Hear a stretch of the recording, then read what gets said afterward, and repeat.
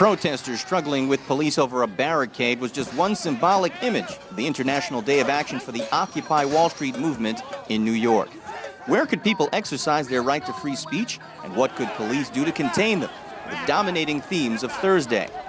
One day after uniformed officers cleared Zuccotti Park of tents and people, the people returned with their messages.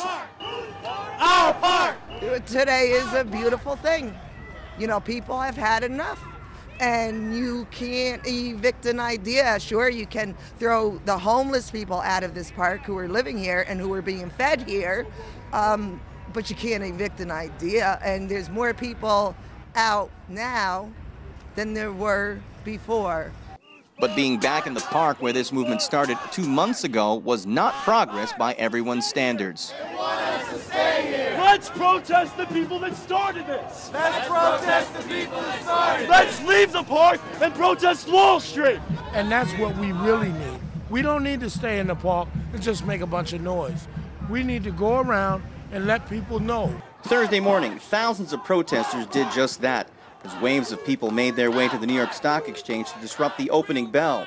Many here believe corporations that make $1 trillion a quarter are the main reason the U.S. economy is in bad shape, with about 14 million Americans unemployed.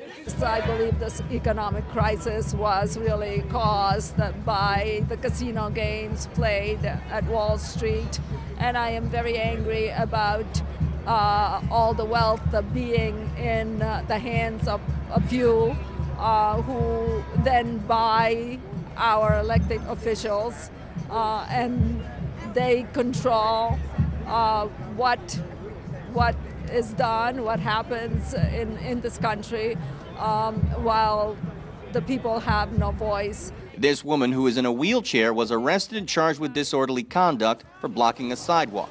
She had plenty of company. During the first part of the day of action, police came out in force, many dressed in riot gear. The New York City transit system was also a target of the moving demonstrations. More than a dozen stations were forced to close as part of what was being called Occupy the Subway. Many feel getting evicted from Zuccotti Park was a good thing, since it now forces a variety of civic actions outside the confines of police barricades. Gary Anthony Ramsey, Press TV, New York.